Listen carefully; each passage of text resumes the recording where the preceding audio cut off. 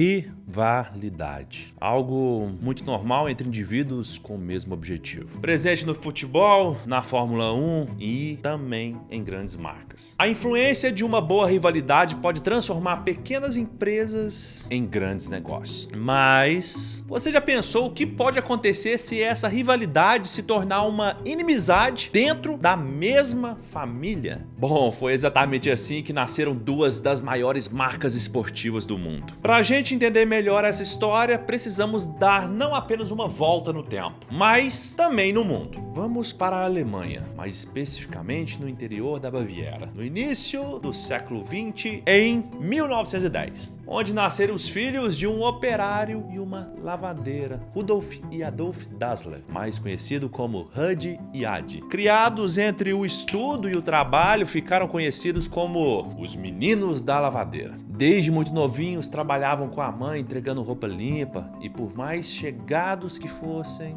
tinham personalidades bem diferentes. Enquanto Adi era introvertido e detalhista, Hud era o verdadeiro inimigo da timidez. Na adolescência, Adi trabalhou na fábrica de sapatos com seu pai e, por ser detalhista, se saiu muito bem logo desde o início. Já Hud era diferente, buscava oportunidades fora de casa, se sentia fora do eixo e sonhava em ser militar, coisa que infelizmente veio a acontecer em 1914. Com o início da Primeira Guerra Mundial, os irmãos foram convocados a fazer parte da linha de frente das tropas alemãs e lutaram até o final em 1918 e, mesmo sobrevivendo, saíram com vários traumas do campo de batalha. Após a guerra, a Alemanha estava devastada, inflação, desemprego e empresas totalmente quebradas. Parecia o fim. E foi nesse cenário terrível que Adi decidiu transformar a velha lavanderia falida da mãe em um ateliê e produzir seus próprios sapatos esportivos. Uma ideia ousada, porém com potencial para mudar a sua vida, já que os esportes passaram a fazer parte da preparação militar da Alemanha. Ele começou produzindo para os amigos e rapidamente a notícia de qualidade se espalhou. Os sapatos eram bonitos, modernos, confortáveis, tinha tudo para ser um sucesso. Adi era um verdadeiro artista, só tinha um problema: ele não sabia vender. Foi aí que entrou o Hud, seu irmão. Ele era tudo o que Adi não era: comunicativo, persuasivo, tinha lábia de vendedor. Em outras palavras, ele era um marqueteiro. Juntos, fundaram a fábrica de sapatos dos irmãos Dassler em 1924, abandonando de vez a velha lavanderia e dando lugar a um enorme galpão, empregando dezenas de novos trabalhadores. Adi cuidava da produção e Hud das negociações, fazendo viagens e apresentando os produtos aos treinadores de toda a Alemanha. Através de estudos anatômicos do corpo humano, desenvolveram os Spikes, os primeiros sapatos com travas de ferro. Isso foi um divisor de águas, fez os Dassler ficarem conhecidos por todo o país. E a fama bateu na porta em 1928, nas Olimpíadas de Amsterdã, quando a corredora Lina Radic conquistou o ouro usando os Spikes feitos por Adi. Após os jogos, negociaram a divulgação com o treinador mais famoso da época, Joseph Weitzer, em troca de exclusividade em novos produtos. Depois daí, o crescimento disparou. O que antes era usado somente por atletas da região, agora estava por toda a Alemanha. A fábrica chegou a vender mais de 200 mil pares de Spikes em 1930. Rapaz, se o Facebook Ads existisse nessa época, hein? O sucesso era notável, mas como nada é perfeito, começaram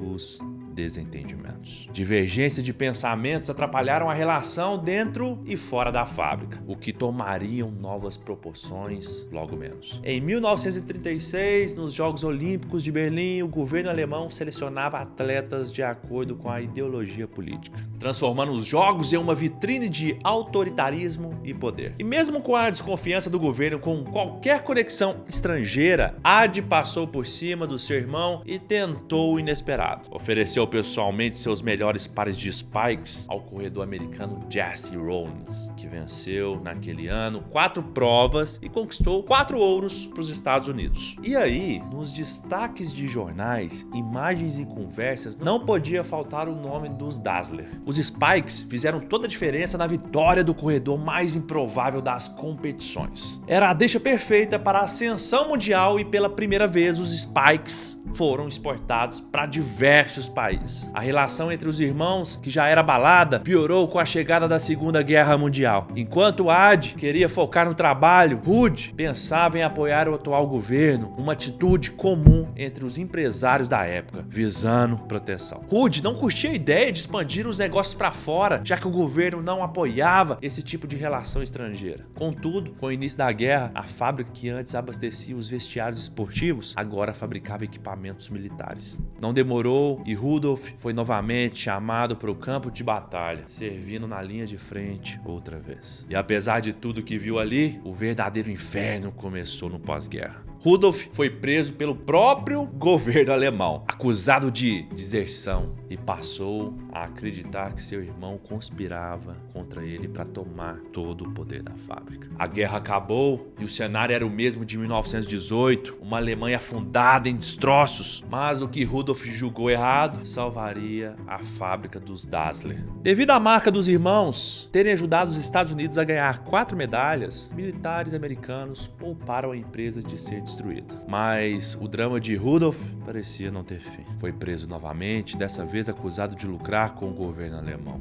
E seu ódio por seu irmão só cresceu. Ele acreditava mesmo que tinha sido ele e passou meses sendo investigado. Para piorar a situação, um boato rodava a boca do povo. Rudolf teve um caso com a sua cunhada, esposa de Ad. Ali foi a gota d'água. As famílias foram separadas, as ideias também, e em pouco tempo, a empresa. Já que os irmãos decidiram acabar com toda a sociedade. Ad ficou com parte da produção e Rude com o prédio administrativo. Agora não era somente a família separada, a cidade inteira se dividiu. E ali, em 1948, às margens do rio que cortava a cidade, surgiram as duas protagonistas da nossa história. A Adidas, uma junção do apelido de Adolf, que era Ad, e Das, de seu sobrenome. Huda foi a primeira tentativa de Rudolf, que seguiu no mesmo pensamento do seu irmão, mas percebeu que não trazia a imposição que ele queria. E assim surgiu a Puma, lembrando força, velocidade, potência, competitiva só de olhar. A pequena cidade ficou conhecida como a cidade dos pescoços tortos, porque as pessoas passaram a olhar primeiro para os pés antes de falar com qualquer um na rua. Relacionamentos acabaram, amizades foram destruídas, tudo isso devido à briga desses caras. Nem o prefeito escapou e teve que usar um pé de cada marca. Adidas em um, Puma no outro. Tudo isso para não entrar no meio da polarização e não tomar nenhum partido. Esperto foi ele, né? Vai perder voto por causa de tênis? Mas não parou por aí, não. A guerra familiar só tinha começado.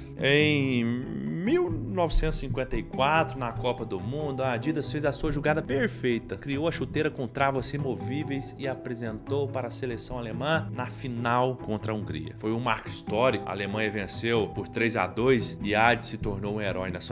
A Adidas agora era uma verdadeira potência esportiva, enquanto a Puma de Rudolf assistia em silêncio. A guerra comercial seguiu em 1960.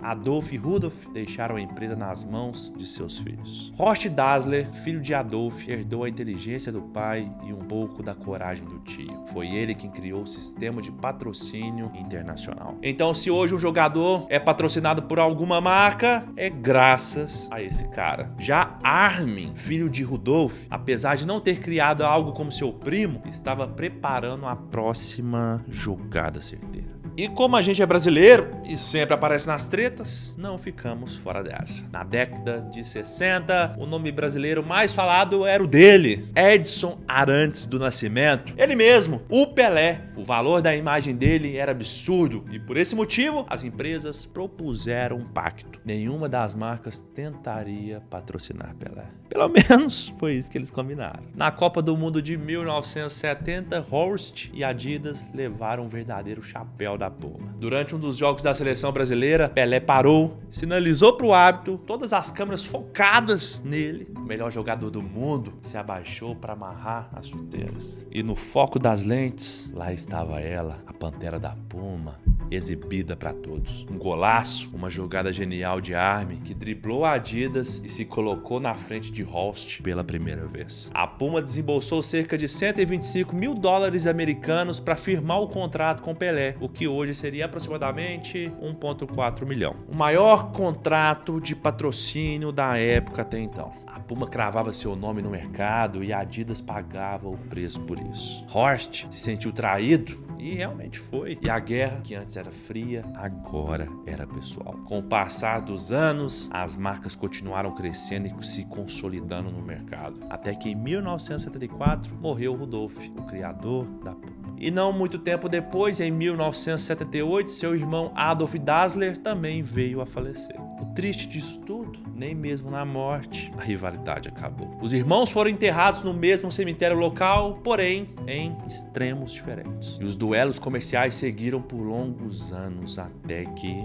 por fim, entre 1990 e 1993, as marcas foram vendidas para investidores, dando definitivamente um fim à Guerra dos Dassler. Uma rivalidade familiar que durou cerca de 45 anos e até hoje movimenta um mercado que só cresce. Os Dassler foram ousados e corajosos. Abraçaram uma ideia pequena que começou no fundo de casa e que tomou proporções gigantescas. Cidade separada, família destruída, guerra fria e pacto sigiloso. Os meninos da lavanderia moldaram o conceito de rivalidade estratégica e construíram a partir dos escombros da guerra duas das maiores marcas que conhecemos. Dá para acreditar que o que era para ser apenas um desastre foi o gatilho para a construção de dois impérios que permanecem de pé. E aí, pessoal, gostaram do vídeo? Deixe seu like, se inscreva no canal se ainda não for inscrito e fale aqui nos comentários o que você faria para sustentar o seu sonho e qual lado você está, Adidas ou Puma? Ou usaria